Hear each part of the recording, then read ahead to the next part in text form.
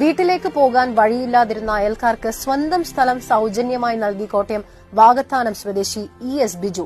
ആകെയുണ്ടായിരുന്ന 6 saint സ്ഥലത്തിൽ നിന്ന് 1.5 സെന്റാണ് ബിജു 5 കുടുംബങ്ങൾക്കായി നൽകിയത്. കണ്ടാൽ ഒരു ചെറിയ നാട്ടുവഴിയാണ്. പക്ഷേ ഈ വഴി പിറന്നതിന് പിന്നിൽ വലിയ നന്മയുടെ കഥയുണ്ട്. 2 മാസം മുൻപ് വരെ വീട്ടിലേക്കെത്താൻ ശോശമ്മയ്ക്കും മേരിക്കുട്ടിക്കും ഇവിടെയുള്ള 5 വീട്ടുകാർക്കും വഴിയുണ്ടായിരുന്നില്ല.